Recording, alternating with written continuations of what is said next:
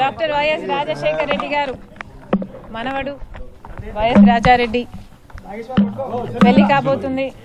ఈ సందర్భంగా రాజశేఖర రెడ్డి గారి సమాధి వద్ద మొదటి ఇన్విటేషన్ కార్డు ఉంచి ఆయన ఆశీస్సులు తీసుకోవడానికి రావడం జరిగింది. కొత్త వధూవరులు రాజశేఖర రెడ్డి గారితో పాటు ప్రజలందరి దీవెనలు ఉండాలి. దేవుని దీవెన చేత వీళ్ళిద్దరూ సంతోషంగా ఉండాలని మనస్ఫూర్తిగా మాతో పాటు మీరు కూడా కోరుకోవాలని ప్రార్థన. Thank you very much.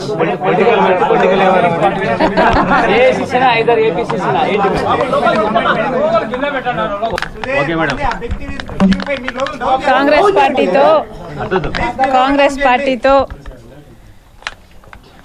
కలిసి పని చేయాలి అని ఇది వరకే నిర్ణయించుకున్నాం. తెలంగాణలో కాంగ్రెస్ పార్టీకి మద్దతు ఇవ్వడం జరిగింది కనుకనే కాంగ్రెస్ పార్టీ ఈరోజు అధికారంలోకి వచ్చింది.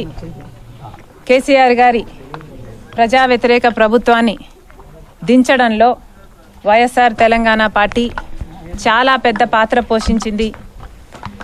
31 నియోజకవర్గాలలో కాంగ్రెస్ పార్టీ గెలుపు కేవలం 10,000 మెజారిటీతో గెలిచారు.